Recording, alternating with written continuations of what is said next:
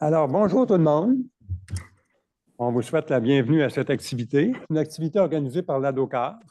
C'est notre activité d'ouverture de la session d'automne. Je vous mentionne que Louise Bolduc, notre présidente, est dans la salle.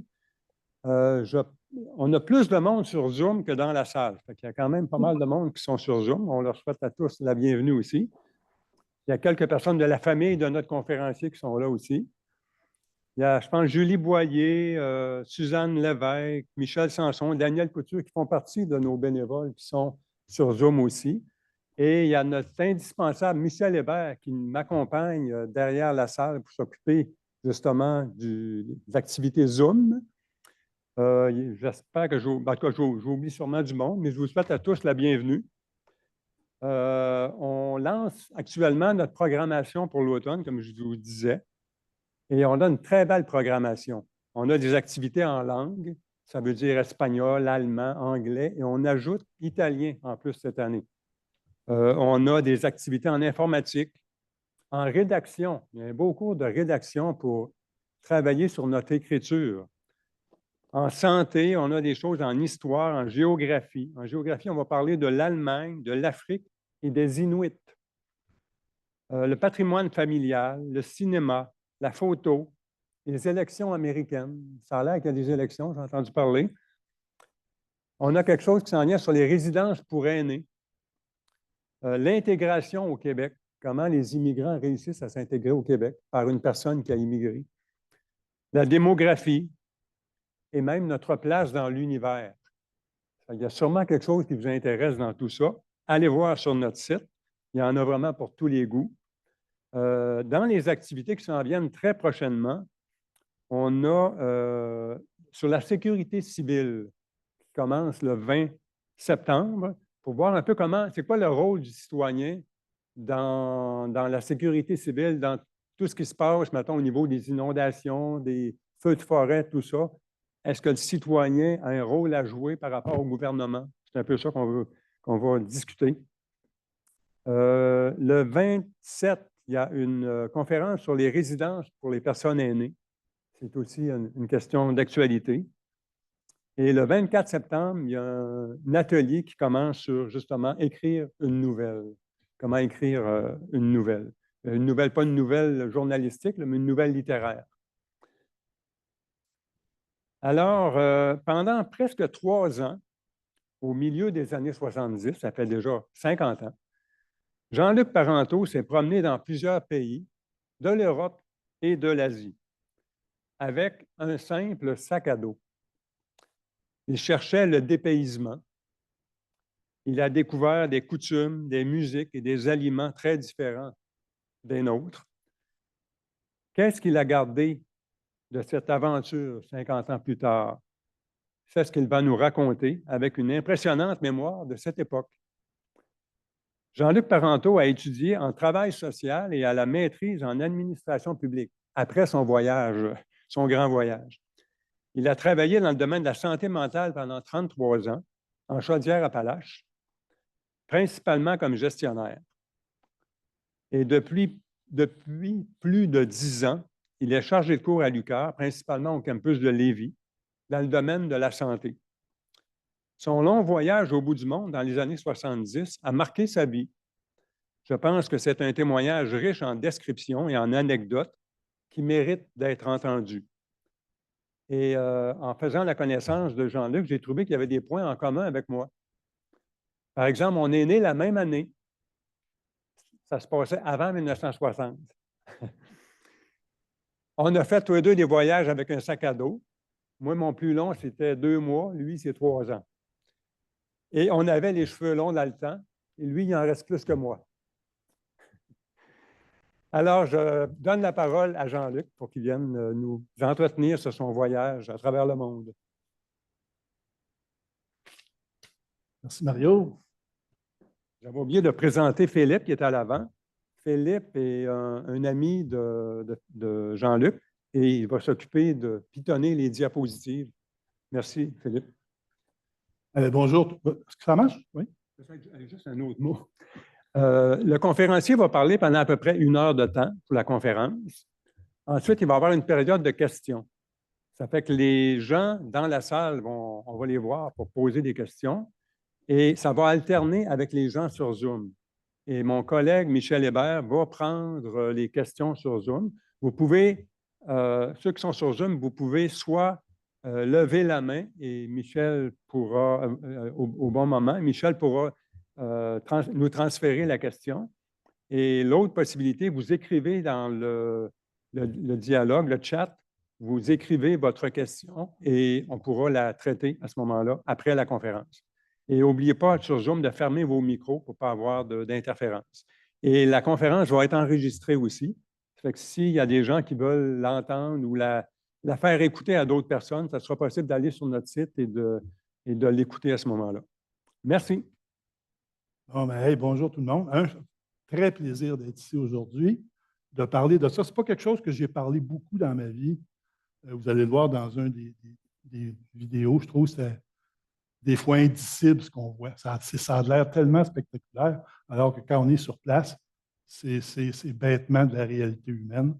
Donc, que ce soit à travers la mort, les accidents, il y a un décalage culturel entre l'Asie et ici qui fait que des fois, c'est difficile à parler.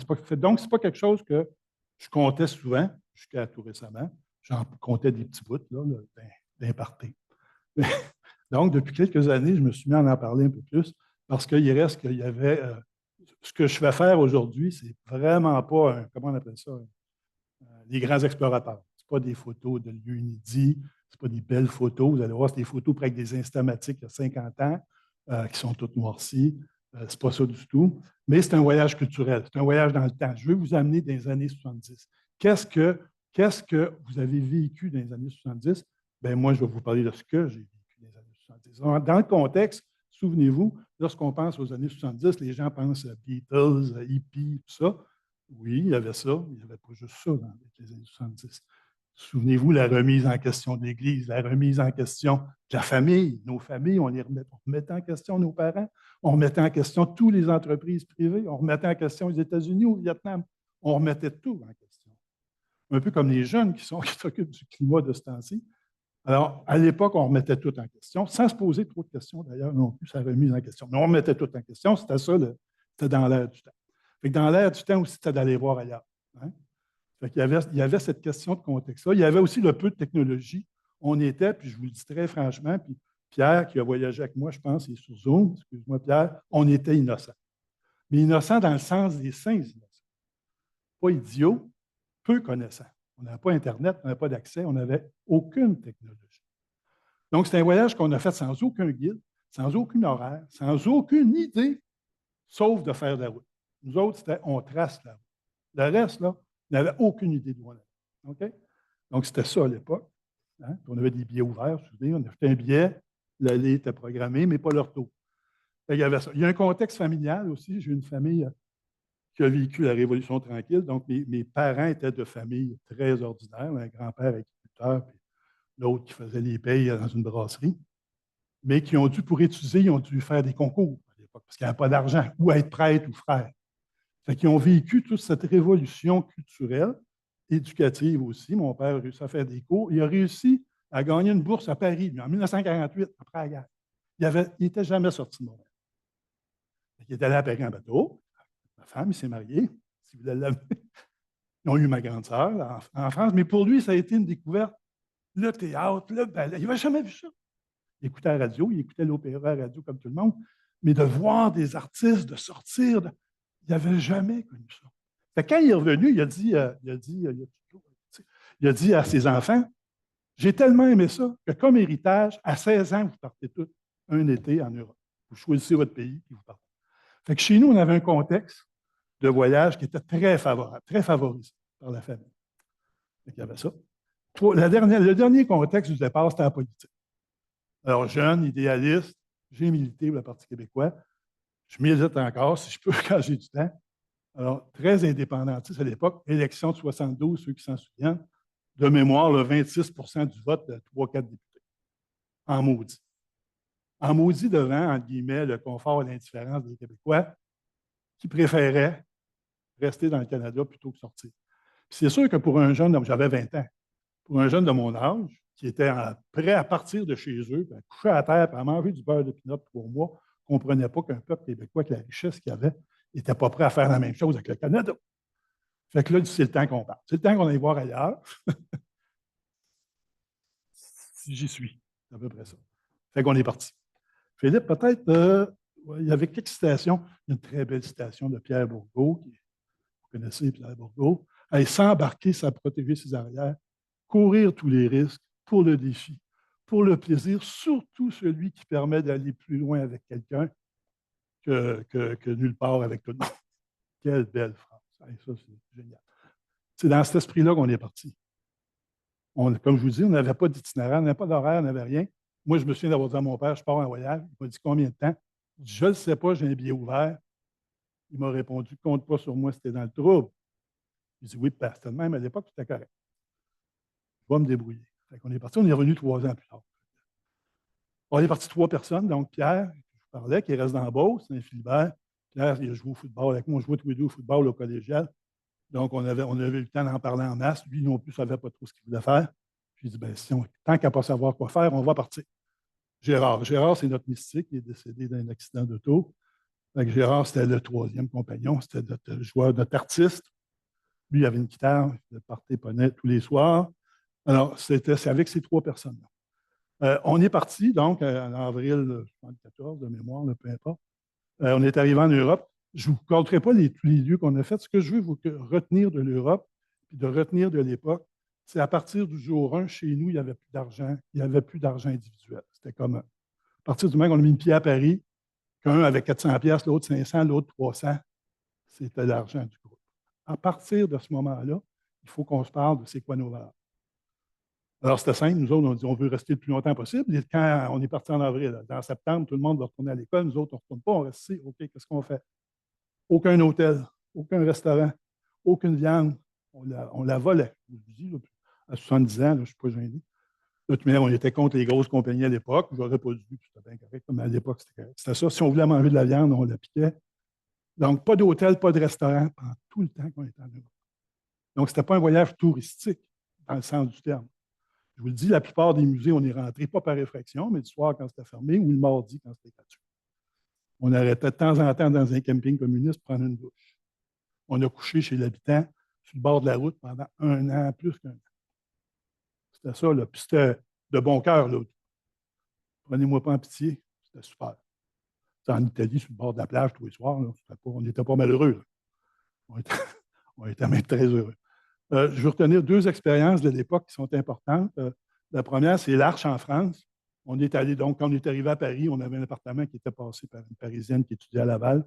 Peu importe, on est resté quelques semaines. Après ça, on est allé à l'Arche où mon frère travaillait. L'Arche, c'est une communauté de Jean Vanier qui a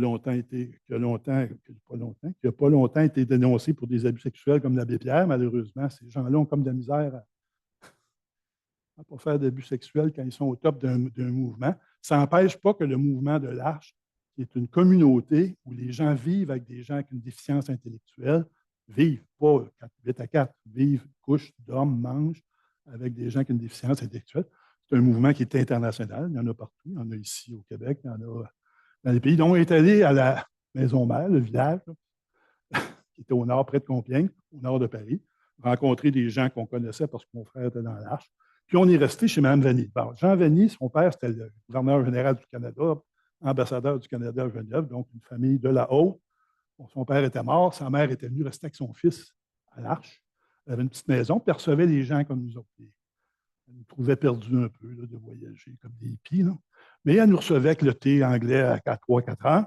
Donc, on a vécu à cette époque-là, cette communauté-là où les gens gagnaient 50 francs par mois. À l'époque, 50 francs, c'est 10 piastres. Ça payait le tabac roulé. Je vous le dis. Là. Le linge, c'était chez Emmaüs. La bouffe, c'était donné, c'était des dons. Tout était sur don, la bouffe.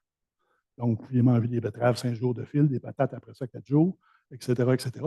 On creusait des fosses septiques à la pelle, on montait ça à la poche, puis tout le monde était heureux de tout ça. C'était, quand je vous dis, on était dans un mouvement, pas de contradiction, mais d'opposition à la société de consommation, c'était ça. Il y avait des fils de nobles, il y avait le fils du général Leclerc que j'ai rencontré là, il y avait des gens des anciens soldats, des soldats français, là, les Légions étrangères. Donc, à Légion étrangère, lorsque vous allez dans la Légion étrangère en France, j'ai appris ça avec ce gars-là d'ailleurs, il vous donne une nouvelle identité. Alors, si vous faites un crime, si vous êtes un meurtrier ou un criminel, vous rentrez dans les légion étrangère, si vous restez j'imagine, vos 5 ans, vous sortez, ils vous donnent un passeport français avec une nouvelle identité. Il y avait toutes sortes des anciens prisonniers parce que M. Vanier faisait beaucoup de conférences en prison sur l'espoir, sur la rédemption, etc. Donc, ça a été une expérience très profonde parce qu'on s'est rendu compte après 2 semaines qu'il fallait qu'on s'en aille. Il fallait qu'on s'en aille parce que plus on restait, plus on s'attachait aux personnes déficientes, plus ils s'attachaient à nous autres, plus on créait un lien, puis c'est ça la vie de communauté. Mais là, vous avez un choix à faire. Ou bien non, j'arrête de voyager tout de suite, puis je me mets à travailler pour l'Arche. Ou bien non, je continue à voyager. Puis ça, même si on était très bien, c'était une vie communautaire, je vous dis, extraordinaire. Mais ça a été dans le voyage, ça a été souvent, dès qu'on était bien, après une semaine ou 2, on se posait la question, c'est le temps qu'on parte. Donc, on ne cherchait pas un lieu pour être bien. On cherchait, je vous dis, à tracer la route. Ça a été la première expérience. La deuxième expérience, on a était une des personnes de l'Arche. Son père était éducateur spécialisé. Puis à l'époque aussi, c'était tout nouveau. Là. Si vous avez le même âge que moi, on créait plein d'affaires. Fait que lui, s'était fait donner un petit château qui avait été bombardé à Gavru en Normandie, peu importe.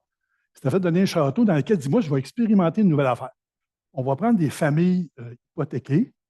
Au lieu de mettre le père en prison, la mère parce qu'elle fait de la prostitution placée, puis les enfants placés en famille d'accueil, moi, je vais les prendre toutes. Puis je vais y travailler toute la gang ensemble. OK? On n'avait jamais vu ça. Puis nous autres, on allait là faire de la peinture, donner un coup de main. Ils nous ont engagés d'ailleurs pour ça. Fait là, on a commencé, mais là, imaginez-vous, c'était un vieux château, c'était pas chic, là. Il y avait une salle, une TV, il y avait genre 6 familles. Mettez 26 personnes avec une TV. La thérapie de la télévision, j'avais jamais vu ça, moi. Alors, l'éducateur en chef, là, le monsieur qu'on connaissait, là, il arrivait le soir, bon, il est 8 heures, il y a le soccer à 8h05, puis il y a femme en délire, je ne sais pas trop n'importe quoi, à l'autre poste. Il dit là, c'est auto aux femmes. Imaginez les gars qui attendaient après le soccer, là, le football. Puis imaginez la négociation qu'il devait avoir. Puis là, les gars négociaient avec leurs femmes. Mais si tu me laisses du football, je te laisserai demain peut-être de toute la nouvelle négociation alors qu'il n'y en avait pas dans leur famille. Et moi, j'étais sidéré de voir ça. Chaque occasion, la vaisselle, chaque occasion était une occasion thérapeutique. Puis s'il y avait quand je vous dis que c'était basé, donc je ne l'ai pas dit, je vais vous le dire là, c'était basé sur Libre Enfant de Summerhill, ceux qui connaissent ça, A.S. Neal, qui est un anthropologue anglais qui a écrit sur la liberté, pas l'anarchie. Donc, il a écrit sur la liberté. Le concept était, vous êtes libre de tous vos choix. Sauf que lorsque vous le prenez, vous devez être conscient des responsabilités que ça implique et vous devez les assumer. C'est ça qu'il faisait. Donc, tu es libre. Moi, je me suis dit, l'enfant qui a brisé une vitre, tu as brisé une vitre. C'est quoi ta punition? On ne le sait pas. Tu ne le sais pas, bien, le groupe va te donner. C'est quoi le groupe, sa punition? Puis le groupe, il va réparer lui-même. 12 ans, le petit gars. Il n'a pas une scène. Tu vas travailler. Qu'est-ce que tu vas faire? Assumer la responsabilité par en discussion avec des personnes aussi poquées que les autres. Okay? C'était extraordinaire. Pas pour rien, je pense que je suis devenu travailleur social après. Ça vous influence beaucoup quand vous êtes jeune, cette espèce de thérapie qui n'est pas une thérapie dans un bureau avec des normes concrètes. Non, non, on est dans la vraie vie, on travaille dans la vraie vie avec ce que les gens ont comme limite et comme connaissance. Fait que ça avait été la deuxième expérience. Je vous disais à l'époque, là encore, après un mois, ils voulaient qu'on reste parce qu'il y avait des affaires à réparer encore au château. Encore là, on s'est dit, non, non, nous autres, on est des pierres qui roulent, on est des rock and roll, on roule, on part. Là, on s'est acheté une petite auto, tiens, passe donc les photos, on va les montrer. On va vous montrer 3 ou 4 photos de l'époque. C'est une autre belle situation, mais c'est pas grave, c'est la même chose. Attends, ça, c'est moi puis Gérard, c'est notre appartement à Paris. Vous allez voir 3 ou 4 photos, juste vous mettre dans le bain. Gérard et Pierre, ça, c'est Champs-Élysées. On avait des mobylettes. Pour aller en Normandie, on avait acheté des mobylettes. On ne voulait pas prendre de train, d'autobus, parce qu'on ne voulait pas être dans les centres-villes tout le temps. Donc, une petite mobilette. On les a revendus, on a acheté une auto. C'est moi à Paris. Hey, on a changé, hein? Et, pas à peu près. Excusez. Ça, c'est à Gavru, celui du château. Brigitte, c'est la fille du propriétaire. Bon, ça, c'est l'auto qu'on a acheté. Donc, ça a été notre maison, ça, pendant 8 mois. Alors, on a déjà été 4 là-dedans. On couchait 2 dans l'auto, puis 2 dans une petite tente. Les sièges en avant s'enlevaient. On a vécu là-dedans 1 mois. Là, on est parti. Je ne veux pas vous parler de l'Europe trop longtemps parce que les gens, c'est l'Asie qui les intéresse. On est descendu, naturellement, la France, l'Italie. En Italie, quand je vous parlais de notre relation au temps au début, à l'époque, notre relation au temps n'est pas pareille qu'aujourd'hui. Aujourd'hui, là, il n'y a pas de temps. Ça, là, c'est. Il n'y a plus de temps. Hein, votre enfant vous écrit, il faut répondre tout de suite, vous avez un SMS, il faut répondre, un message. Le téléphone a aboli le temps.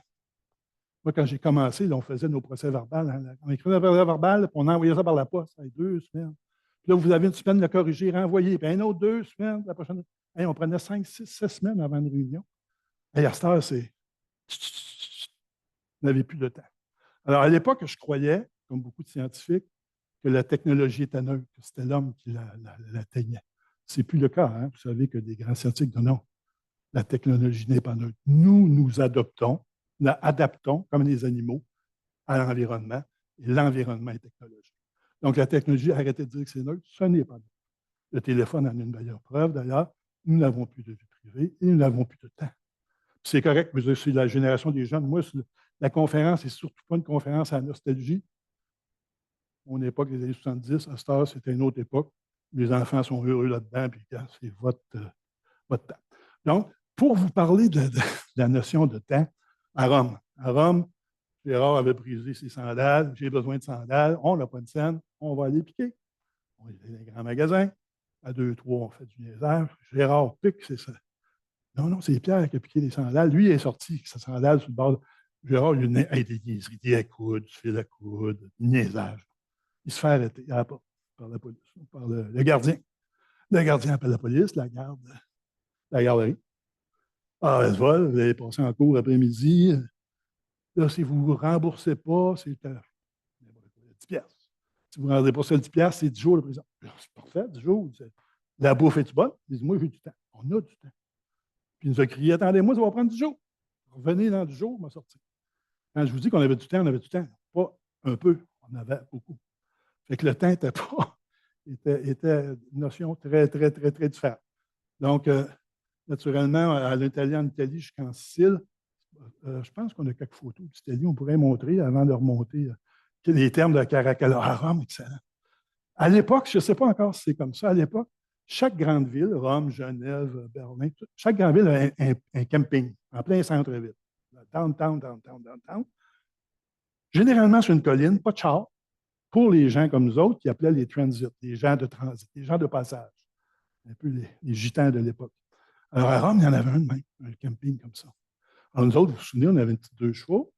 On parquait à la 2 chevaux à l'entrée parce qu'il fallait monter à pied. On ne rentrait jamais les 4 dans le camping. On rentrait 2, puis de 2 qui passaient par-dessus la clôture pour payer. Tout le temps, je vous le dis. Là.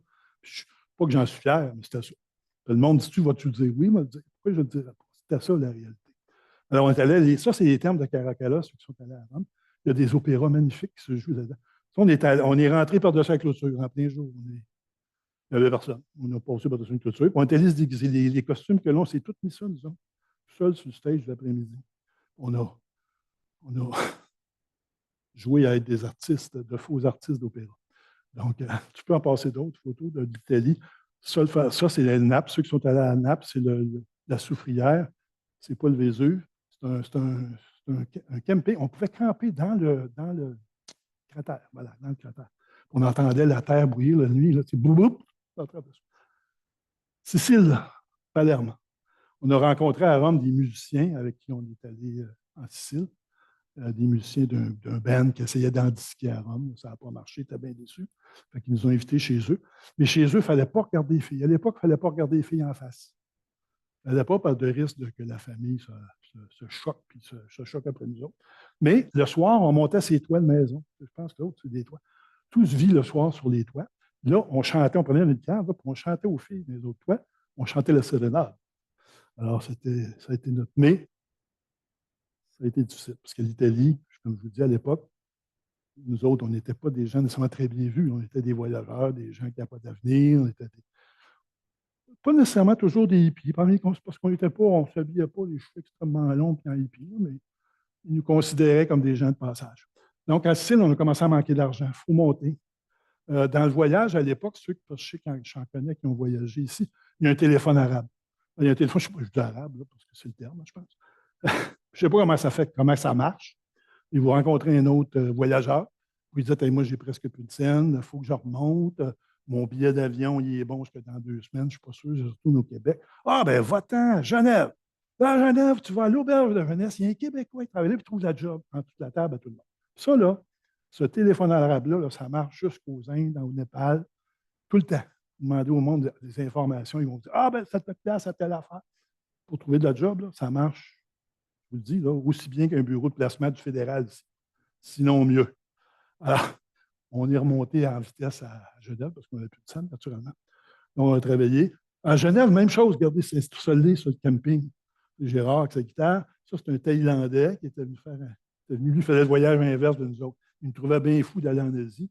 Lui, son rêve, c'était les États-Unis. Ça fait qu'on se croise, hein? C'est pas les Européens avec, eux autres, c'était toute l'Amérique, il ne rien savoir de l'Asie. Alors, ça, c'est un Québécois de Hull qui était. Lui, il nous a montré, on fait déjà plus qu'un an qu'on était partis, il nous a montré toutes les chansons. On ne connaissait pas Baudamant, l'harmonium, on n'a jamais entendu parler de ça. Parce que quand je vous dis qu'on n'a pas d'Internet, on n'a pas la radio du Québec. Là. Puis il disait, il y a une nouvelle affaire, harmonium. Puis là, il nous a joué harmonium, après ça, Baudamant, après ça, Octobre. Toutes des bandes, on n'avait aucune idée, mais il nous a fait un show, là, 2 soirs de temps, toutes les nouvelles tunes, il les a montrées à Gérard en partie. Donc, la communication, elle se faisait, c'était pas instantané, ça se faisait de même. Il n'y avait pas de mondialisation à l'époque. La musique en Suisse, ce n'était pas la même musique qu'en France. La musique en France, ce n'était pas la même musique qu'en Italie. À cette heure, il y a une mondialisation, il y a un désir d'être, entre guillemets, semblable, qui est créé par la technologie, puis c'est bien correct. Là. Mais à l'époque, les gens cherchaient la différence. Fait que ça fait, là, on a trouvé de l'emploi. Gérard, lui, est parti. Il n'est pas resté juste moi puis Pierre. Non, moi puis Gérard, on a trouvé un emploi. Pierre est parti faire les vendanges. Puis on avait un autre Québécois qui était avec nous autres, lui est parti en Allemagne. Il disait, il y a une base militaire, puis il engage. Là, on avait une base canadienne alors. On a travaillé en Suisse, mais on était obligé de monter rapidement. Après un mois, encore, ils voulaient qu'on reste. On commençait à être bien. On commençait même à avoir des petites filles qu'on fréquentait. On dit, on part. Hey, un mois, c'est assez. Il faut partir. On part. On est arrivé à l'heure en Allemagne, à la base militaire à l'époque. Ça a été très difficile, ça, même si c'était canadien, c'était en Allemagne. Les militaires n'apprécient pas beaucoup les gens de passage. Ils ont très peur pour leurs conjoints, parce que c'est une base où les conjoints et les familles étaient là. Il y avait des écoles, l'école francophone, l'école anglophone, Radio-Canada francophone, Radio-Canada. Ils ont tous les services, là, les grains, sans taxe.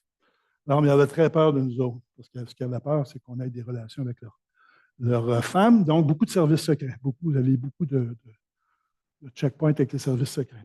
Puis, ce qui était le plus impressionnant pour moi à l'époque, c'est d'arriver le matin, parce qu'on travaillait à l'intérieur des bases, on déchargeait des camions de marchandises, là, peu importe. À l'entrée de la base, il y a un gros poster. C'était marqué Groupe Baader-Meinhof, quand je vous dis qu'il y avait beaucoup de terrorisme à l'époque, qui était plus basé sur le communisme capitaliste, pas sur les religions. Donc, la gang Baader-Meinhof, c'était le groupe terroriste allemand. Alors, il y a une pancarte. Vous avez les 15 photos des 15 membres de la gang Baader-Meinhof. Puis ceux qui sont tués, il y a un gros X rouge, puis c'est marqué Kill en bas. Puis à chaque fois qu'il y en a un, là, gros très haut, puis il y a marqué Kill. Fait que ça, c'était la mentalité de l'époque par rapport au terrorisme. Donc, on n'est resté pas longtemps. Gérard a haï l'armée, il est parti en Angleterre, il m'a dit, c'est ma base. Ah oui, on était. J'ai mis ça, c'est. Pas parce que je me trouve beau bonhomme. On était membre de l'OTAN à l'époque. Ça nous donnait le droit de passer les frontières sans passeport, sans arrêter au poste de frontière. Hey, on avait une petite 2 chevaux, vous avez vu la petite auto. Là. On sortait, puis la base canadienne était à 28 km de Strasbourg. Donc, on allait au cinéma en France, à côté. Et puis, on passait devant les gardiens, comme on était une force des membres de l'OTAN, NATO en anglais. On passait à la frontière en disant bonjour, puis on avait une plaque canadienne, puis on stationnait à nos parkings. C'était le bonheur à l'époque. OK, en Allemagne, on part. Ça, c'est le matin, on est parti en Asie. Et moi à droite, ça, c'est un Américain. On va en parler plus tard. San Diego, il venait de San Diego. San Diego Bill, Gérard, un gars d'Alberta. Il nous menait en Volksbus, il nous menait à l'autoroute faire du pouce. On est parti en pouce à l'automne, comme vous le voyez. Je ne me souviens pas des dates, je ne suis pas très bon là-dessus. Mais là, moi, j'avais lu un livre sur Gandhi. Alors, j'étais à la base canadienne, à Noël, je ne sais pas pourquoi, j'avais lu un livre sur la non-violence. Puis Gandhi, ça m'avait bien impressionné. Tu sais, vous avez 20 ans, là, vous êtes impressionné au bout. Ah, j'ai dit, il faut aller aux Indes, il faut aller voir ça. J'ai téléphoné à Gérard en Angleterre. Gérard, tu partiras-tu un week-end? Ouais. Hey, dans un mois, 5 semaines, on se donne le temps de s'arranger. Oui, il est où, Pierre? Pierre, il est retourné au Québec. Il avait sa blonde, il voulait avoir sa blonde à cette île. Gna, gna, gna, gna. Ah ben, on est allé, il y avait un poste de Radio-Canada. Je connaissais un des animateurs de radio. J'avais déjà joué au hockey contre lui. J'ai dit, les téléphones, on peut-tu appeler? On a fait le tour des bars à Sainte-Foy pour trouver Pierre. Pour ceux qui connaissent Sainte-Foy, la Houblonnière. Là, on l'a attrapé. Pierre, on part aux Indes dans 5 semaines. 5 semaines, peut-être 4, peut-être 6. Les dates ne sont pas importantes, je vous le dis. Là. Les souvenirs ont 50 ans. Ça te tente-tu de venir? Il dit oui, j'embarque. Il dit pas beaucoup d'argent, c'est pas grave, viens-t'en. Je vous le dis, l'argent n'a jamais été un problème. Que tu aies 100 pièces ou 200 pièces, on a l'argent des trois. Ça a été, des fois c'était Pierre, des fois c'était moi qui ai pris une scène, des fois c'était Gérard. Puis ça a été même tout le long du voyage. Donc, on est parti, Pierre est venu nous rejoindre. On est parti le matin sur le pouce. Là, je ne vous compterai pas toute la route, mais ce qui était intéressant à l'époque, c'est qu'on pouvait faire le chemin aux Indes par la route. Plus maintenant, à cause de l'Afghanistan est fermé actuellement. L'Iran est fermé avec l'ayatollah communiste. Et vous pouvez y aller, mais ça demande beaucoup de visas, puis vous avez le droit de rester juste quelques jours, puis vous n'avez pas le droit de voyager entre les villes, en tout cas, peu importe. À l'époque, c'était tout ouvert. À l'époque, l'Iran, c'était le Shah, c'était un empereur, entre guillemets, protégé par les Américains. En Afghanistan, c'est un roi, mais qui contrôlait à peu près juste Kaboul, puis peut-être quelques villes autour. Kandahar était autonome, Herat, ceux qui connaissent l'Afghanistan, c'est tous des seigneurs de la guerre. C'est encore ça, d'ailleurs. C'est les mêmes maudites familles qui gèrent le pays des ans plus tard. Donc, on est parti. Je vous parle d'Istanbul, ceux qui sont allés en Turquie, parce qu'Istanbul, c'est la frontière entre l'Asie et l'Europe. Quand vous tenez sur le Bosphore, ça s'appelle le Bosphore, quand vous tenez là, vous dites, hey, l'autre bord, c'est là que je m'en viens. C'est là que je vais aller. C'est très émouvant. Puis la Turquie à l'époque, c'était le premier, moi, vous dites, c'est le premier contact avec l'Asie. Tu sais, les feux de circulation, il y a beau être rouge-vert, ça n'existe pas. Ceux qui sont allés, je vois des têtes hochées, les feux de circulation, ça n'existe pas. Les trottoirs, les passages piétons, laissez faire les règlements, les files d'attente, ça n'existe pas. Plutôt plus fort la poche, plutôt premier, puis c'est le même, ça marchait. Donc, premier contact avec l'Asie. Donc, on est passé naturellement, c'était un vieux bain turc. On avait rencontré des gens de Vancouver, un couple. On était allé dire, on va aller au bain turc. Et celui-là, il y a 2500 ans. On voit tout vieux. Il y avait des masseurs. Il y avait un masseur, tu sais, masseur turc qu'on voit dans les films. Il prend le gars de Vancouver, il se met à le masser. Le gars de Vancouver tombe sans connaître. Ça va trop fort. Il casse en deux par le dos. On était obligé de sortir à 4 pattes, le gars de Vancouver. Ça, c'était à Istanbul. C'est juste une anecdote. On arrive, je vous passe l'Iran, toute l'équipe, on arrive en Afghanistan parce que l'Afghanistan, c'est un choc. Il y a des postes frontières extrêmement modernes. Alors, vous arrivez en Afghanistan, c'est le Moyen-Âge. À l'époque, je vous le dis, avant de voir des autos, c'était long. À cette heure, il y en a beaucoup parce que ça, c'est bien correct. Là. Ils ont le droit des autos aussi. Puis entre l'Iran et l'Afghanistan, à l'époque, il y avait un no man's land de 6 km. C'est-à-dire que les deux pays s'ostinaient, se disputaient l'emprise territoriale. Puis donc, personne n'avait le droit d'y aller, ils vous tiraient dessus. Donc, quand vous étiez en Iran à la frontière, il fallait prendre un taxi afghan pour aller à Herat, qui est la des premières villes que vous rentrez en Afghanistan. 6 km. Puis le gars, il arrive, puis. 30 Afghanis. À l'époque, ça fallait peut-être 60 cents. On a dit, c'était bien trop cher. On vivait comme à l'époque. On vivait comme eux autres, parce qu'on savait qu'eux autres, ils payaient 10 cents. Ils en demandaient 60. Et on a dit non, on n'accepte pas. Fait que là, tous les taxis en maudit, parce que là, vous négociez, c'est à la moitié de la journée, la négociation. Ils refusaient, hey, vous êtes riches. Ils nous considèrent tous comme riches, avec raison d'ailleurs. Mais on a dit non partout. Puis on a dit non, on va le faire à pied, nous autres. Ils disaient non, ils vont vous tirer dessus. Ils ne tireront pas dessus, on est des étrangers. Fait qu'on part à pied. Puis là, tous les taxis vous suivent au pas. Puis ils baissent. 55, 50, 55. Là, après un kilomètre, ça arrive à 20, 25. Mais donc, c'est arrivé à 20, 25. À un moment donné, on était embarqués. Mais eux autres, il y avait des couteaux. Ils ont sorti leurs couteaux. Ça a été tendu un peu. Les Afghans, c'est un peuple très fier. Ils n'aiment pas du tout qu'on rit d'eux autres, du tout comparé à d'autres peuples. Là. Quand je vous dis très fier, c'est très fier. Ils ne se tasseront pas dans la rue pour vous autres. À cheval, ils ne se tasseront pas pour vous autres, c'est à vous autres. C'est correct, vous êtes chez eux, entre autres. Premier choc, les femmes. On est arrivé à Herat, là, qui est une ville. Herat, c'est une ville western. Pas d'asphalte, des rues de terre. Tout le monde est à cheval, pas de lumière. OK, il fait noir. Vous avez des femmes qui se mettent dans la noirceur, là. Ça fait Imaginez-vous, là, 20, 30 femmes en noirceur, c'est des fantômes. C'est très impressionnant. Vous attachez votre cheval à l'entrée de l'hôtel, là, comme un western. Pareil, puis nous autres, on était très western. Donc, c'est un choc. On est au Moyen Âge. Là. Puis là, il n'y a pas d'eau, il n'y a pas de.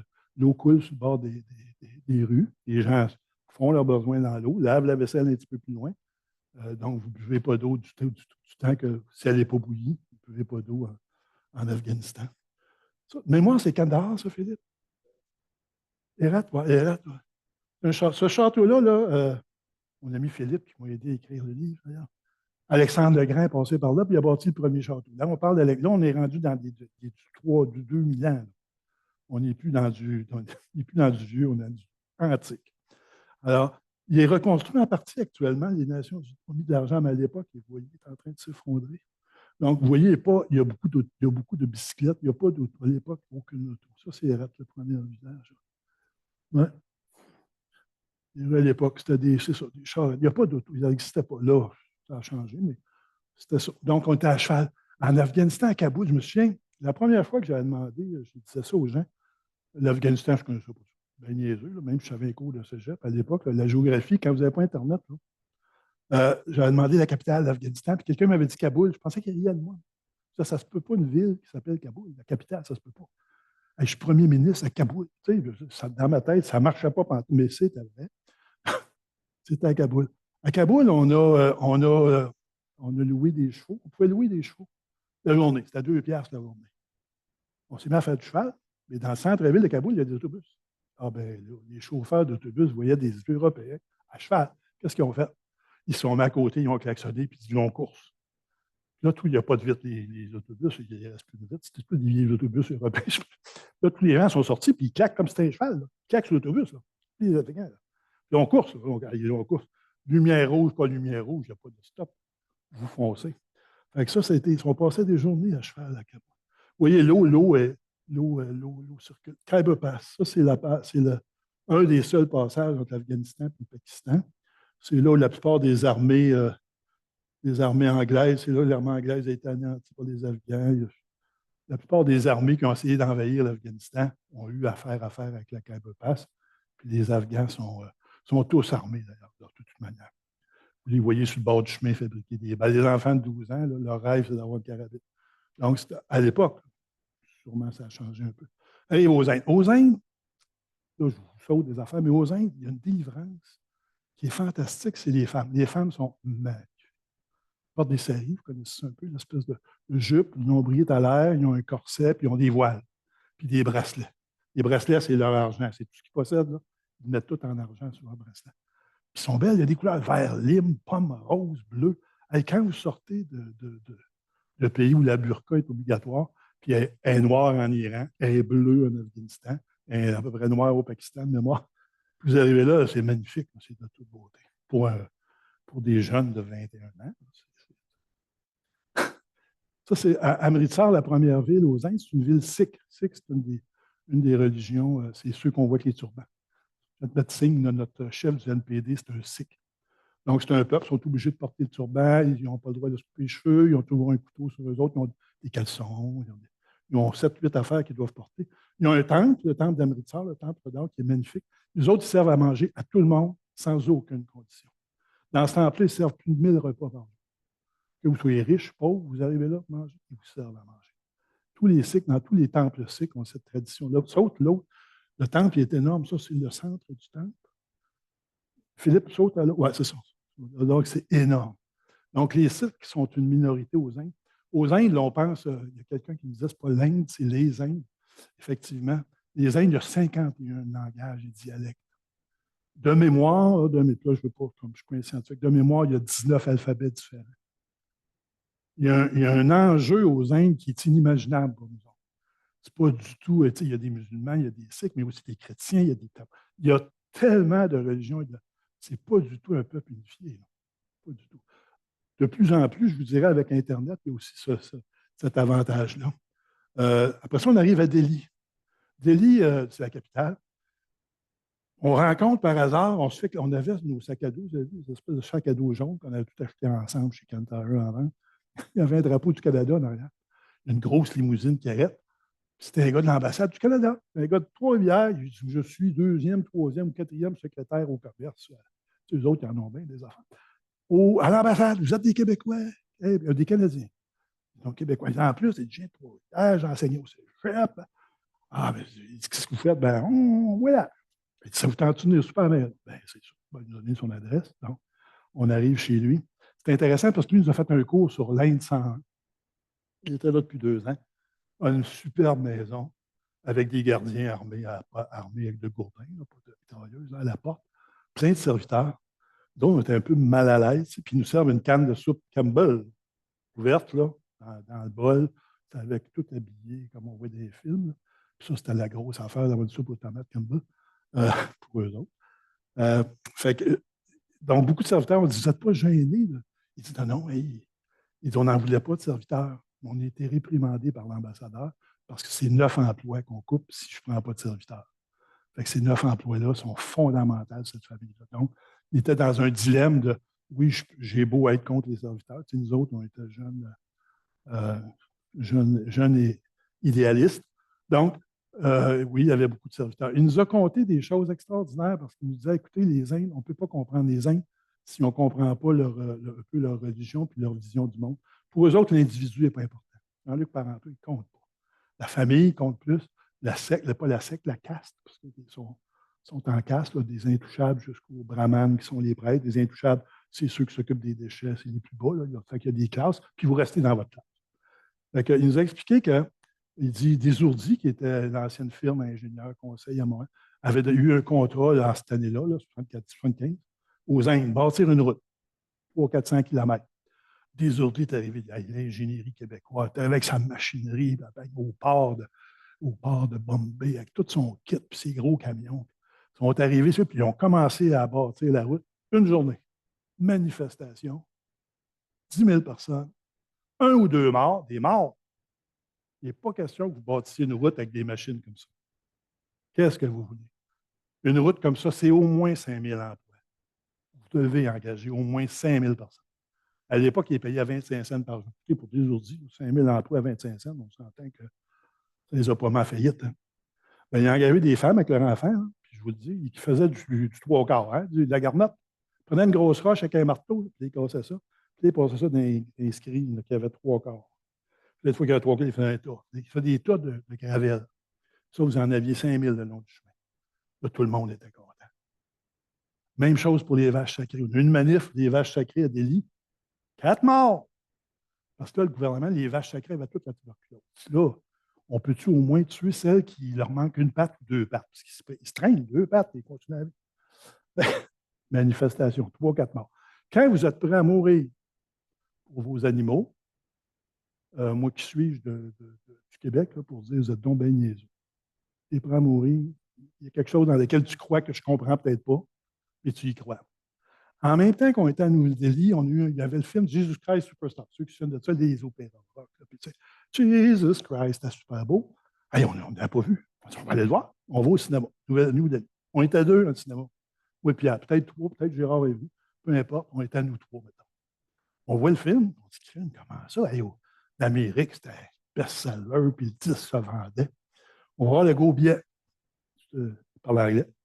Tu es étudiant à l'université, donc un universitaire vendait des billets de cinéma. Comment ça qu'il n'y a personne qui va voir Jesus Christ Superstar? C'est lui qui m'a répondu. C'est qui Jésus-Christ? Là, tu es universitaire dans un peuple qui a 1 milliard de personnes, puis ne sait même pas c'est qui Jésus-Christ. Hey, moi, tout ce qu'on m'a conté depuis que je suis jeune, que Jésus-Christ, c'était tellement, excusez-moi, mais le bout du bout, là, il y a la moitié de la planète qui ne le connaît même pas son nom. C'est une grosse, grosse leçon d'humilité, une grosse leçon d'humilité. C'est une grosse leçon qui dit qui on est, nous autres, leur dire comment faire leur révolution, comment faire leur émancipation. Tu sais, je regarde ce qui se passe à Haïti, qui on est pour leur dire. Je ne dis pas qu'on ne peut pas les aider, mais c'est à eux autres à décider. On l'a vu en Afghanistan, les Américains, ça n'a pas marché. On l'a vu en Irak non plus, c'est revenu comme c'était avant. Ça ne marche pas si on n'est pas capable d'intégrer personne. Donc, ça, c'était les Indes. Et là, on part à Bénarès. Regardez les trains. Ça, là, l'enfer. Pierre, s'il m'écoute, il va s'en souvenir. Hey, on pourrait être des 3e classe. On est des gens du peuple. Hein? On ne voyage pas comme les riches anglais, colonisateurs, etc. 3e classe. 3e classe, c'est ça. troisième classe, tu sais, as une banquette pour quatre, puis une banquette pour quatre, t'es quatre, quatre. Le rack en haut de Valérie, je me tiens, des fois, je suis pas à l'équipe. Les racks en haut sont assis, là, les pattes d'un genre. Là, c'était sur la terre, je joue aux cartes sur la tête du gars qui était assis au milieu. Là, puis là le train, là, il dure 8 heures. Puis il arrête d'un gare, puis ils vous vendent par les fenêtres, ils vous vendent des affaires. Je ne compte pas, là, c'est l'enfer. Personnellement, tu sais, vous avez vos sacs à dos à travers ça. C'est hallucinant. On n'est pas habitué. Pour nous autres, c'est même agressant. Je vous dis, là, c'est agressant. Et qu'on arrive à Bénarès, Bénarès, c'est la ville sainte, un peu leur Lourdes, sur le bord du Gange. Donc, le Gange, c'est un fleuve sacré, puis l'eau vient des Himalayas. Donc, les gens se lavent, parce qu'en se lavant, ça lave leurs péchés. Okay? Puis, pas la tradition, la religion indienne fait que si vous décédez et que votre famille vous amène sur le bord du Gange, vous brûle sur le bord de la rivière et jette vos restes, vos cendres dans la rivière, vous évitez pas vous évitez, vous réincarnez immédiatement. Puis si vous évitez l'errance entre deux vies, parce qu'entre deux réincarnations, vous pouvez errer longtemps. Parce que vous devez traverser le fleuve, toute une histoire. Mais si vous jetez là, vous réincarnez tout de suite. Fait que vous sauvez du temps. Fait qu'il y a beaucoup donc il y a beaucoup de monde qui se lave, mais il y a beaucoup aussi de bûchers. Je pense que vous les voyez prochains. Non, c'est ça. Là, ils brûlent des morts. Donc, tout le long de la rive, ils brûlent, les gens payent pour du bois. Ça, c'est les brûleurs, mais d'habitude, les gens se rasent, puis s'habillent en blanc, puis se mettent plein de signes cabalistiques, je dirais. Donc, vous avez encore aussi des corps, vous avez des corps en bas. Donc, ça brûle, ça c'est tout. Vous avez tout. Puis, ce qui ne brûle pas, c'est le crâne puis les hanches qui prennent beaucoup de temps. Ça jette ça à la rivière. Là, vous voyez ça flotter. Puis là, à l'époque, il faisait chaud. On dit, on va se baigner dans le Gange. Mais là, on ne veut pas avoir d'ossements trop tôt. Fait qu'on a trouvé une barque avec un poussin indien, on lui a donné je ne sais pas quoi. Amène-nous dans le Gange pour se baigner. Mais là, dans le livre, je marque, dans un livre que j'ai écrit, je marque que c'est moi qui me suis baigné, mais Pierre m'a dit non, allez, tu n'as pas sauté, c'est moi qui. Ah bon, c'est bon. Quand je vous dis que 50 ans de mémoire, là, on peut en perdre des petits bouts. Donc, on a sauté, on s'est baigné. L'eau, on ne voit pas à travers, ce n'est pas un eau claire. Là. Mais c'est un eau miraculeux. C'est un eau qui soigne pour eux autres, qui soigne les gens. D'ailleurs, c'est un eau aussi qui, au départ, est très pur. Ça vient des montagnes des Himalayas. Donc, ça, c'est Bénarès. Vous avez plein tous les sadhus. Les sadhus, c'est des gens qui font des vœux aussi. Vous avez beaucoup ça le long des rives. Donc, des gens qui. Il y en avait un qui avait promis de ne jamais quitter le soleil des yeux. Donc, complètement aveugle, complètement brûlé. Il suit le soleil des yeux. Un autre qui s'était cousu à la bouche, puis jamais dire un mot de sa vie, puis avec une paille. Donc, vous avez toutes sortes de monde qui sont là, puis les gens leur donnent des argents parce que c'est des personnes simples.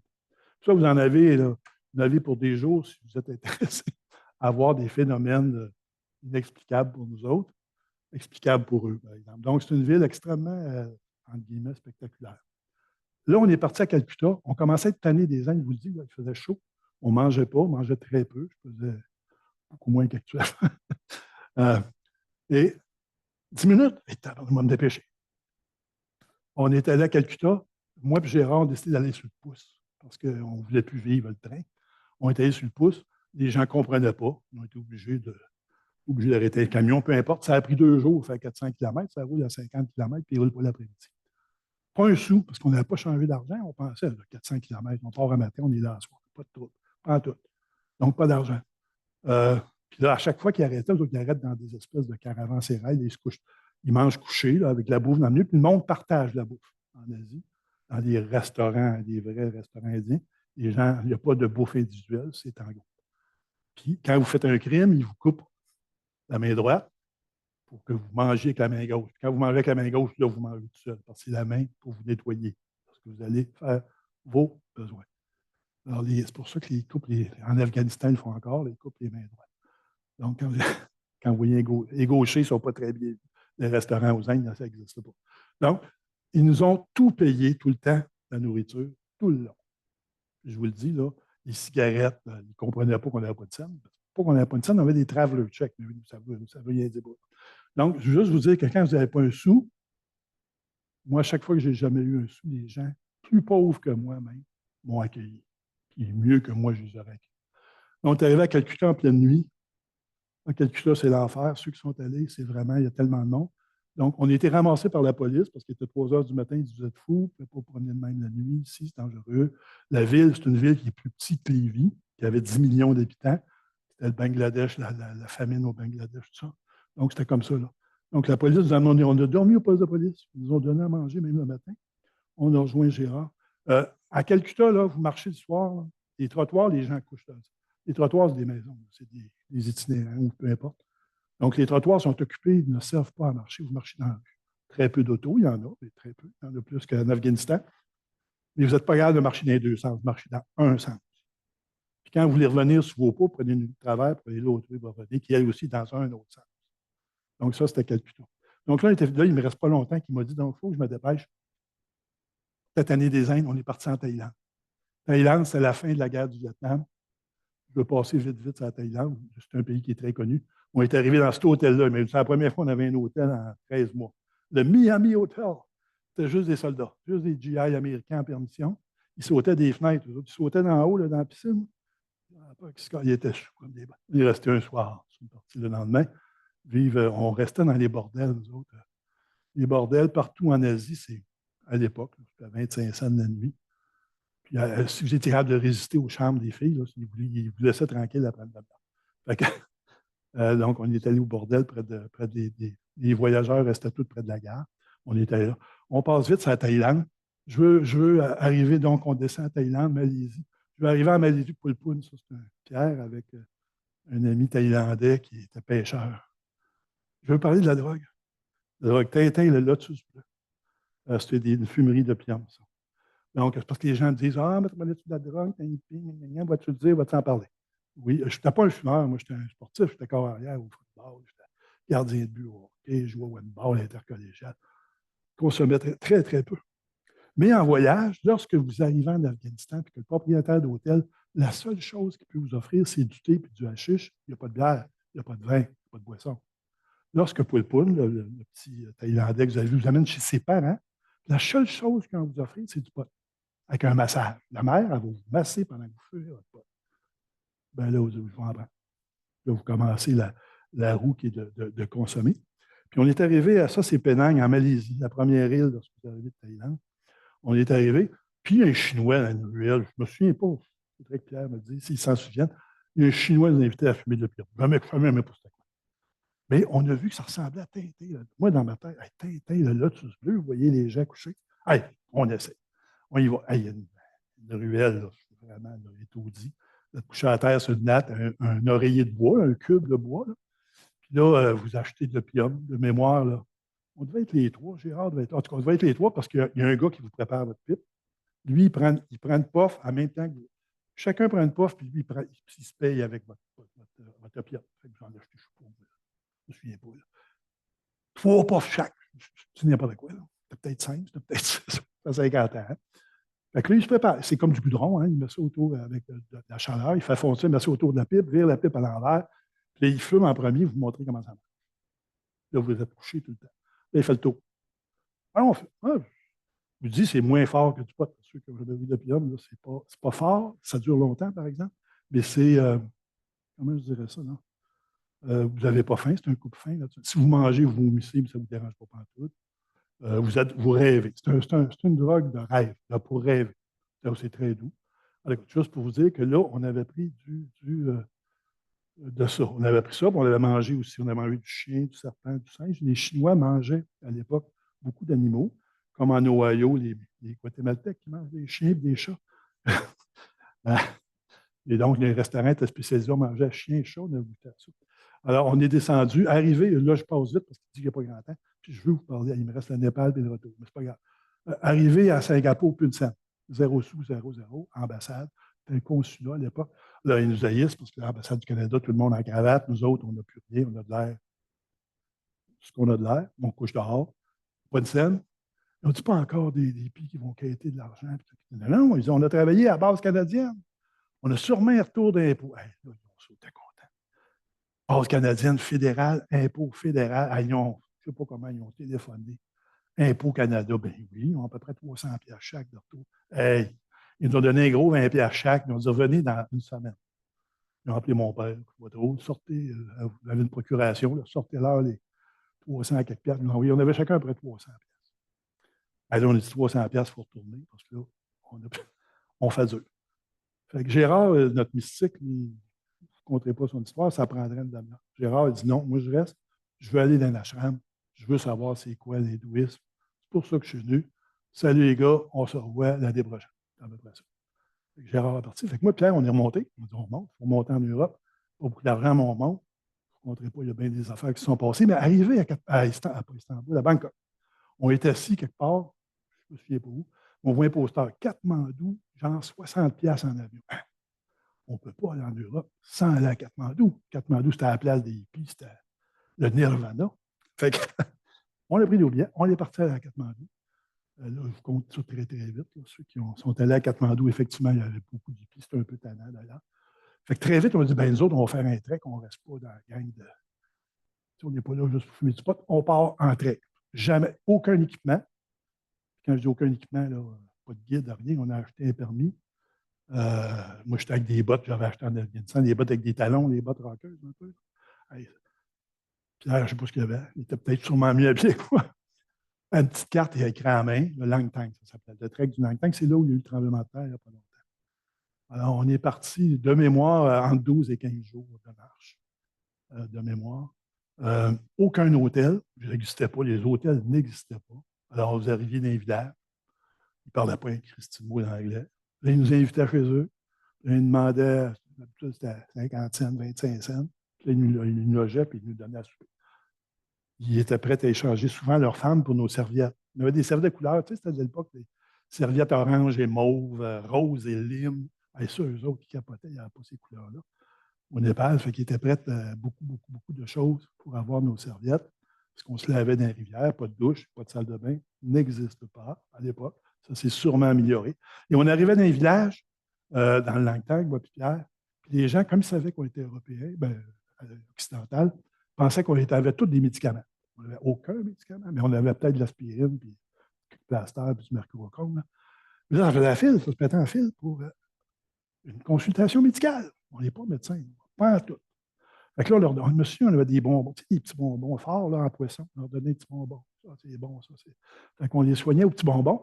Mais à un moment donné, on a eu un monsieur qui est arrivé avec vraiment un morceau de bambou rentré dans le talon, très profond. Son talon était noir, là. C'était dégueulasse. C'était grave. Ils n'ont pas de souliers. Ils étaient tous nu-pieds à l'époque. Là, on voit les Sherpas tout bien habillés à l'époque. Il n'a pas vu un avec une veste. Allez, gars.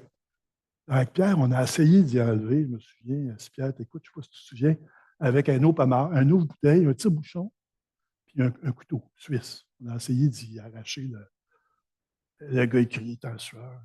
Il lui a donné un petit bonbon, lui. On a passé, je pense, le reste de nos pansements avec lui. On l'a bandé, tout le kit. Il est reparti les pieds dans la boue. On a dit, il va se faire amputer. Puis là, on leur a dit, il n'y a pas d'hélicoptère, médecin, non, ça n'existe pas. Ça. Fait qu'il est reparti, lui, bien content, mais avec encore son bambou dans le pied. Fait que les gens, je vous dis juste ça, regardez les villages, ça, c'est les villages d'Afghanistan. On était dans Mousson en plus, on a voyagé dans Mousson. Donc, on n'a jamais vu de soleil, jamais vu de sommet, sauf lorsqu'on est arrivé à 4000 mètres. On a monté 5 minutes. On a monté en haut de 4000 mètres, le lac de Gosaikun, le sommet du Langtang. C'est un lac sacré où les sorciers se rassemblent tous les années. Alors là, on était au-dessus des nuages, mais il faisait frais. On n'avait aucun manteau, on n'avait rien. On était aucun. Les autres avaient tous des Sherpas. Là. Puis là, on a pogné, mettons, entre 1100 mètres et 2800 mètres, on a pris des sangsues.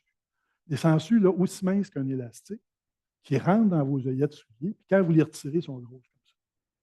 Ou dans votre barbe. Ils vous accrochent, puis là, tout à coup, ça pique. Là. Alors, puis eux autres sont nu-pieds. Hein. Ils marchent nu-pieds, mais avec un bâton, avec du sel au bout, puis un petit linge. Puis l'autre, on a vu le truc qu'il y avait un peu plus tard. Donc, on était dans des conditions très difficiles. Au Gosaikun, on était obligé de revenir parce qu'on gelait, puis là, c'était de la neige.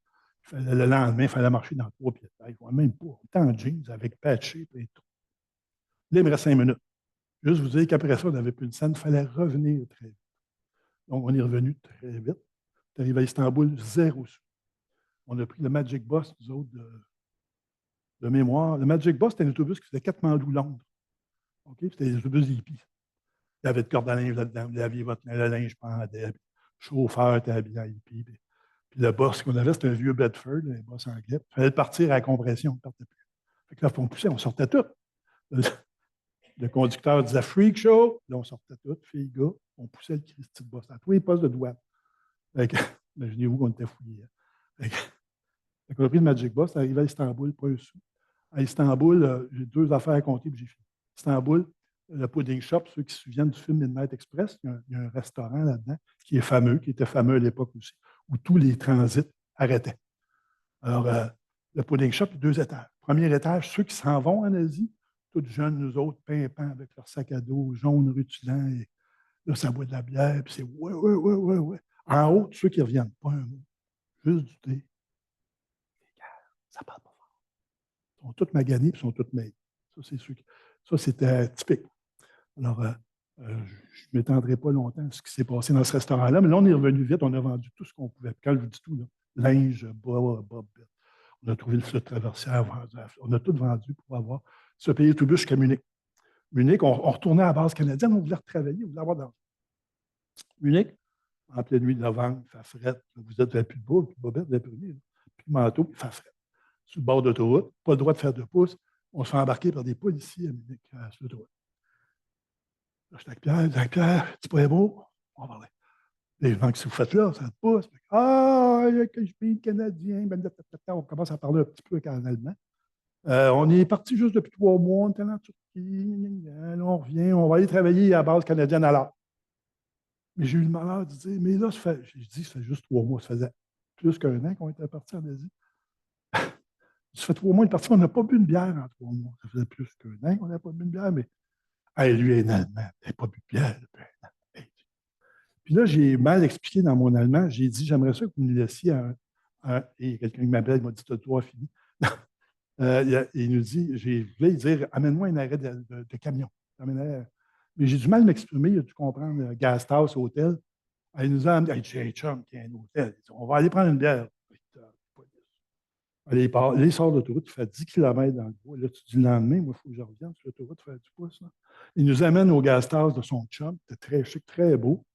Il s'assoit, il rentre avec nous autres, il dit, on va prendre notre pause avec nous autres. Ah ouais. Ah ouais. Allez, il nous commande, on ne dit pas un mot, il nous commande une bière, 1 litre. Tu n'as pas de sang. Tu dis, là, tu ne buvais pas? Ouais. Elle est bonne, c'est la meilleure. Là, on se met à boire. Là, il se met à pleuvoir dehors. Là, après un quart d'heure, il se lève, s'en va. Là, tu dis, là, Pierre, il pleut. On ne marchera pas 10 km cette nuit. Là, profite de ta bière. M'en aller parler au propriétaire. Là, tu sais, t'as de l'air fou un peu. Là, je dis, écoutez, là, c'est vos chums, mais on ne leur a pas dit la vérité. La vérité, on vient des Indes, on n'a pas de mots de scène.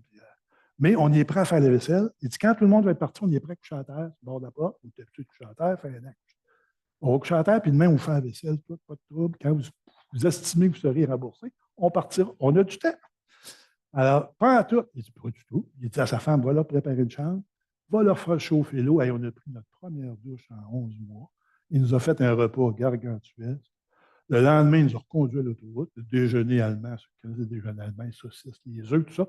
Donc, gargantuesque. Ça pour vous dire que quand vous n'avez pas un sou, les gens le sentent tellement que leur réflexe, c'est de prendre soin de vous. Ça, j'ai connu ça. Tout le long, aller vite là-dessus, là, tout le long du voyage. Puis là, on est arrivé, la dernière affaire, on est arrivé à l'heure, on a sonné à la porte d'un appartement qu'on appelait l'auberge de jeunesse, parce que c'était juste des voyageurs, cet appartement-là. On avait resté là l'année d'avant, de partir aux Indes. J'ai sonné à la porte, il y a un gars qui s'appelait André Séguin de Montréal qui a ouvert la porte. Ah, dis-toi, tu dois être Jean-Luc, les gens t'attendent. Je ne connais pas pantoute. Rentre, bienvenue. Alors, c'est un 3,5. On est 6 dans le 3,5. Notre linge, chacun un coin de maison. On n'a pas un sou. C'est gratuit. Dans cet appartement-là, la règle, quand je parle de la règle des voyageurs, c'est gratuit tant que tu ne travailles pas. Tout est gratuit. Tu ne payes pas de loyer, tu ne payes pas de bouffe. À partir du moment que tu travailles, on split à 6. On était 6, là. Donc, on était 2 qui ne travaillaient pas, moi et Pierre, les autres étaient 4. Donc, à 6, on splitait. Puis ça, je vous dis, tout le long du voyage, ça a été ça. Fait que nous autres aussi, après, quand les nouveaux arrivaient, c'est gratuit. Tu n'as pas l'argent. À partir du moment où tu commences à travailler, tu vas commencer à participer. Hey, je vais arrêter parce que là, je vois Mario qui est fatigué. Ben, fait que c'était ça. En gros, j'espère juste que vous avez vécu un peu les années 70 à travers ça. En 1 minute, une conclusion générale de tout ça. Le voyage, ça vous donne, vous avez vu un nouveau regard, ça vous donne une confiance en vous. Puis une certitude d'abord que le monde est différent partout, on n'est pas tous pareils. Certitude que je n'ai pas d'affaires à régler le problème d'Haïti. J'ai d'affaires peut-être à les accompagner, mais pas à le régler. Puis une certitude aussi que même si vous n'avez pas d'argent, vous allez vous en tirer. Fait que il y a une confiance qui se. Vous voyez dans les voyageurs qui ont voyagé beaucoup, une espèce de confiance en eux. Bien, merci Jean-Luc, c'est un témoignage très saisissant et émouvant. Oh, il y a le livre, c'est vrai. On va prendre quelques questions. Est-ce que quelqu'un dans la salle veut poser une première question? Il y a 2 micros dans chaque allée. Ah! Est-ce que tu as un endroit où tu aimerais retourner? Le Népal. Le Népal, c'est un peuple qui est. Tous les autres peuples, c'est des peuples dominateurs. Le Pakistan, il veut être d'un bout de l'Inde, l'Inde, il veut tout. Les Népalais, non, eux autres, dans leur temple, ils adorent toutes les religions. De Gaulle est là, à côté de Vishnu. Ils sont les Népalais, oui. Les Népalais.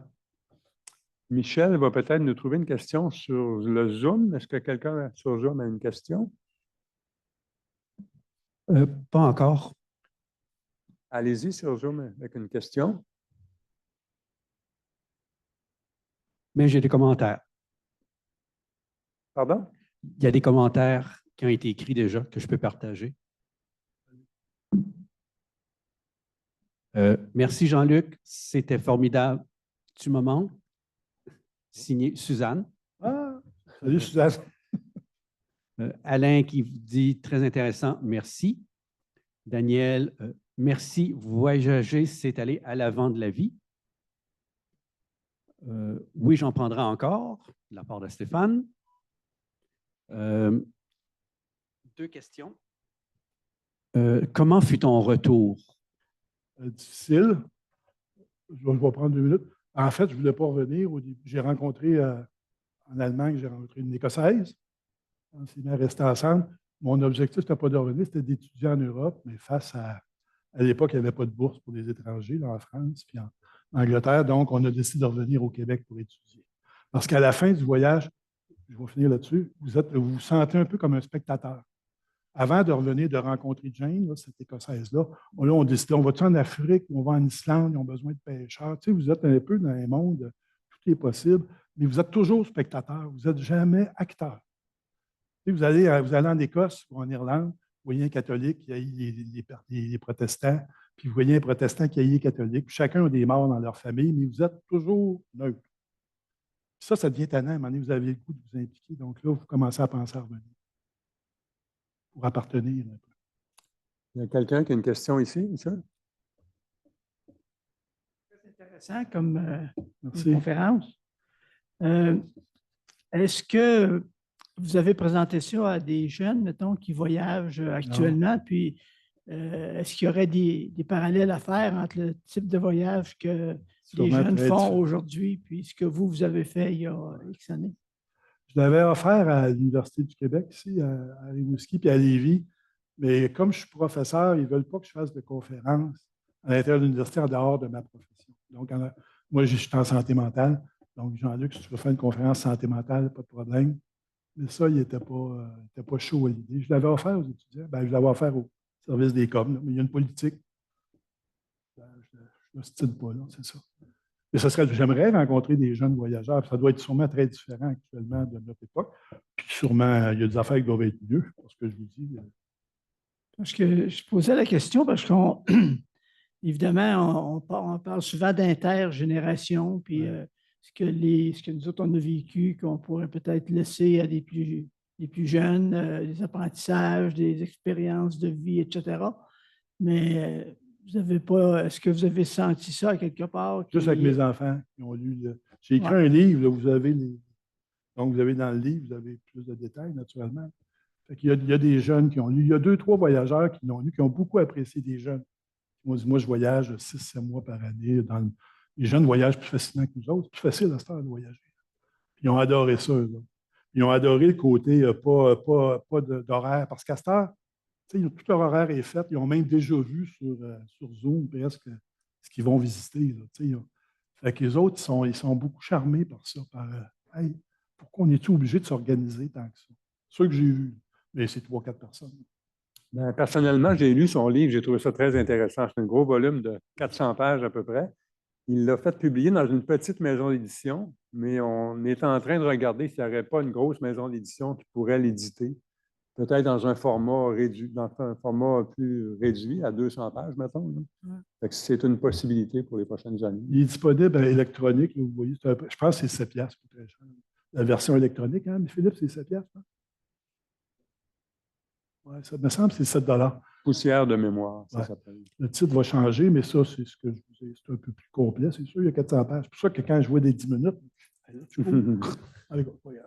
Est-ce qu'il y a d'autres questions sur Zoom d'abord? Oui, Zoom, il y en a un autre. Le commentaire tout à l'heure, comment fut ton tour, ça venait de Suzanne, j'ai oublié de le préciser. Là, j'ai une question de Alain. Est-ce qu'il y a un endroit où tu ne veux pas du tout retourner? Ah, je ne retournerai pas à Afghanistan, Pakistan. La situation de la femme est vraiment trop difficile. Puis il n'y a pas, culturellement, il n'y a pas de pont. Il n'y a pas de. Sûrement avec les jeunes, parce qu'en Iran, il y en a, on parlait, les jeunes à Téhéran, ils ont une soif, les ayatollahs, ils ne sont plus capables. Puis même quand on y était, les jeunes voulaient porter des jeans, voulaient écouter les Beatles. Les jeunes, mais en Afghanistan, on est encore loin de ça. Je ne dis pas qu'il n'y en a pas, là, mais en général, c'est tellement différent, divergent. Il n'y a pas de tolérance. Non, ça ne m'intéresserait pas. Okay. Philippe? Ah.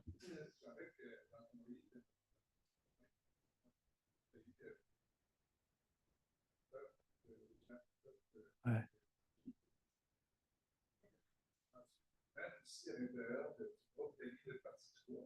Ouais.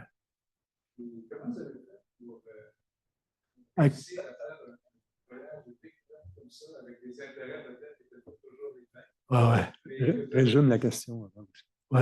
OK. En fait, Philippe, ce qu'il demande, c'est comment on a fait pour toffer Pierre Gérard, qui est décédé aujourd'hui. C'est sûr que ça prend beaucoup de tolérance, mais pas tant que ça, non. Je dis ça, puis c'est pas vrai. Je pense pas que ça prend une volonté, ça prend un but qui est commun. Nous autres, c'est de faire de la route. C'était pas de revenir au Québec, c'était on fait de la route, puis on voit le plus de monde possible, puis on est ouvert à toutes les expériences. Puis, je vous le dis, je vous ai parlé de l'argent souvent. Si vous avez dans un groupe une personne qui compte l'argent, tout le monde va compter. Et si personne ne la compte, il n'y a personne qui va la compter. Donc, il faut être clair sur on ne la compte pas, on ne la compte pas. Mais on ne dépense pas non plus, sans parler de grosses dépenses, il faut en parler aux autres. Comprenez-vous? Ça exige ça. C'est comme si c'était un band de musique. Un band de musique, là, la décision se prend à 6. Là. Des fois, c'est dur, c'est pour ça qu'ils se séparent. C'est pareil. Mais là, j'ai eu la chance, moi, de tomber sur Gérard et Pierre. Pierre, c'était un gars, c'était un rock. C'était un gars sur lequel tu peux t'appuyer l'enfer. Puis Gérard, ben, lui, c'est le contact avec Dieu. C'est hyper intéressant. Si je vous contais sa vie, vous seriez aussi, c'est plus pété encore que ce que je vous ai conté aujourd'hui. Est-ce qu'il y a une autre question sur Zoom, Michel? Un commentaire, je vais défiler. Donc, Véronique te dit c'est impressionnant. Je n'ai pas le prénom, mais c'est monsieur ou madame Gamache qui dit merci Jean-Luc, formidable mon ami, ton voyage a forgé tout ton parcours professionnel et quel parcours. Merci infiniment. J'ai travaillé à l'hôpital de Saint-Georges. J'ai une question de Stéphane. Avez-vous été en Afrique, Océanie et Amérique du Sud ou centrale? Non. Malheureusement, non. Commentaire de la part de John Comfort. Toujours un homme passionné, mon bof. Beau-frère. Oh, Mon OK. beau-frère à Ottawa. Hey, ma famille est au complet. Là. Hein? Oui, Salut, c'est John. le temps de faire une réunion après. La part d'Alice. Merci, mon oncle. Très inspirant. On revient avec une question d'Alain.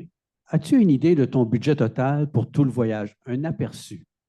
Je dirais de mémoire qu'on est parti avec 500 $, entre 400 et 500 $. On a travaillé à l'heure, on gagnait 400 $ par mois, enlevé les dépenses, l'appartement, l'auto. On a dû partir aux Indes avec 300 400 $ chaque. On y revenait avec 300 $. Fait que 500, 300, 300, 1100 pour 2 ans. Et 2 ans. Mais on vivait frugalement. Il y a une autre question dans la salle? Si j'ai bien compris, vous avez parlé qu'une de vos motivations de vous rendre en Inde, c'était Gandhi. Oui. Est-ce que vous pouvez nous dire un peu comment ça pouvait se refléter à cette époque-là, l'ère Gandhi, puis le désistement peut-être un peu des Britanniques aussi? Ou, Le monsieur demande est-ce que Gandhi, on est parti parce qu'on a été influencé par un livre sur la non-violence de M. Gandhi. Est-ce que ça s'est traduit dans le voyage? On a été déçus de ce côté-là des Indiens. Les Indiens, en général, ne sont pas un peuple qui est pacifique. C'est un peuple qui réclame le Bangladesh est à eux autres, la moitié du Pakistan est à eux autres, le Népal devrait être à eux autres. Donc, c'est un peuple qui est le Ceylan en bas, les Tamouls, c'est chez eux. C'est un peuple qui est colonisateur. Ils ont pris, je vous dirais, la culture de leurs colonisateurs, les Anglais, puis ils l'ont traduite.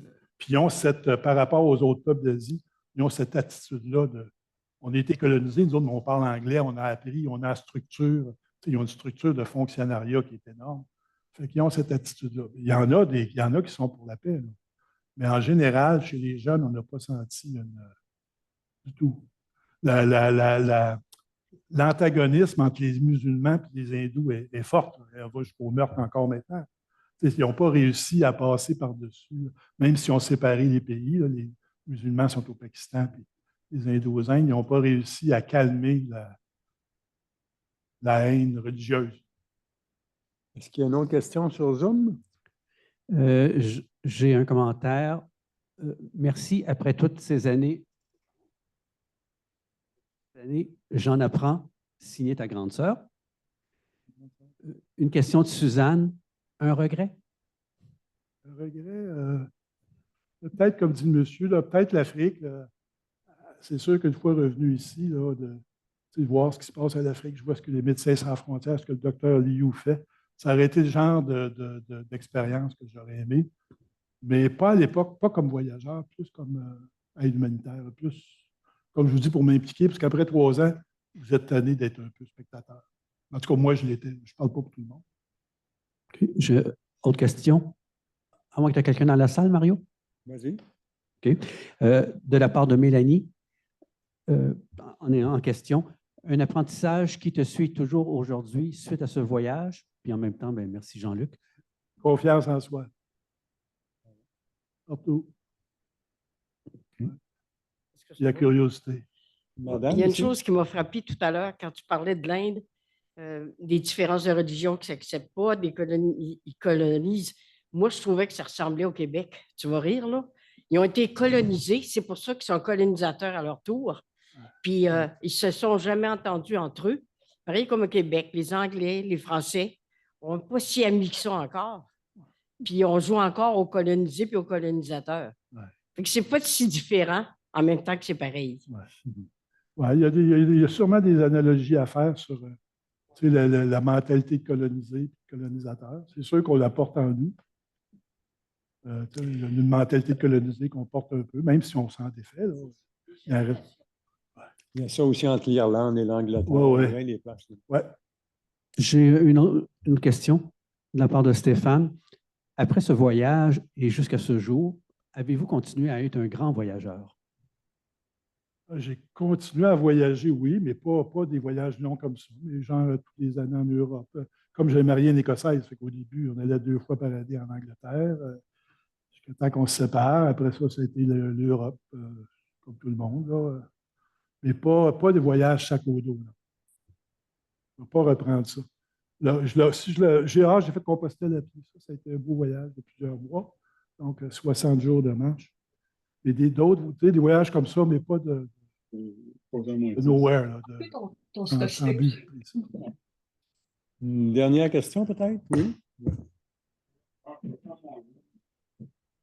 Ah oui, j'ai essayé tes drones. Ils sont secs.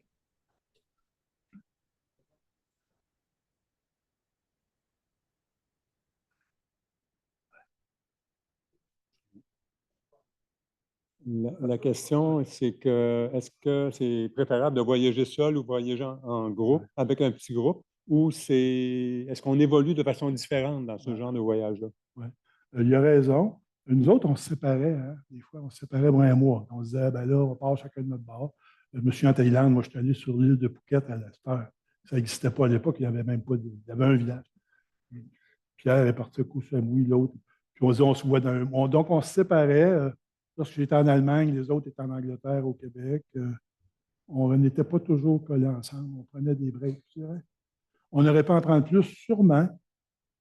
Je vous l'ai dit, Gérard est allé dans un ashram 1 an. Il était très malade. On l'a revu en Allemagne 1 an après. Et lui, il est resté 1 an tout seul dans un milieu. Aucun étranger, là, juste des Indiens. Oui, les deux sont faisables, sont préférables. C'est vrai, effectivement, que tout seul, on rencontre. Est-ce qu'il y a une dernière question sur Zoom? Non, fini de notre côté. C'était Ah, bon. Ici, madame, il y a une autre question? Sur un plan personnel, Jean-Luc, je t'ai connu avant, ça fait longtemps que c'est pour lui. Ça t'a apporté quoi? Qu'est-ce que Est-ce que ça t'a donné une ouverture sur l'approche communautaire? Oui. Qu'est-ce que Ah, ça oui, t'a l'ouverture, apporté? oui. Juste répéter la question avant. Qu'est-ce que ça m'a apporté le voyage au niveau professionnel? C'est sûr qu'au niveau professionnel, moi, toute ma vie, j'ai bâti des nouvelles ressources.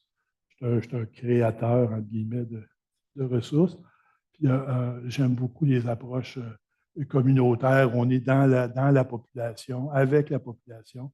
Je suis beaucoup moins les approches, je ne dis pas que ce n'est pas bon, c'est juste que ce n'est pas mon style.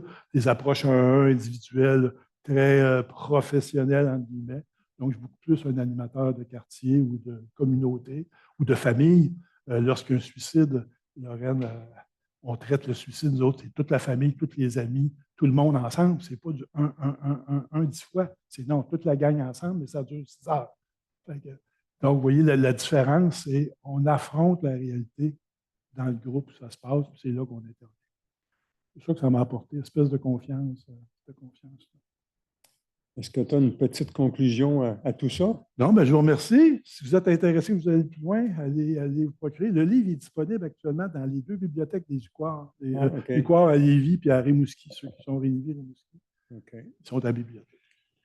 Mario, si tu permets. Pour, si vous voulez en parler avec lui un peu en salle, sur Zoom, c'est plus difficile. Il y a peut-être, est-ce que non, c'est quelqu'un qui a envoyé la main. Non, Mario? Oui. Juste un petit rappel pour les gens. Bien, merci beaucoup, Dr. Parenteau.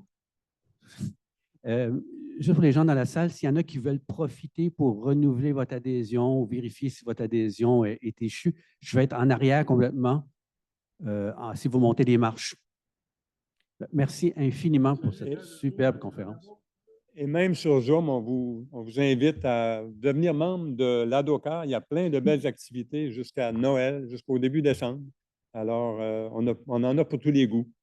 Merci d'avoir participé à notre activité aujourd'hui. Salut tout le monde.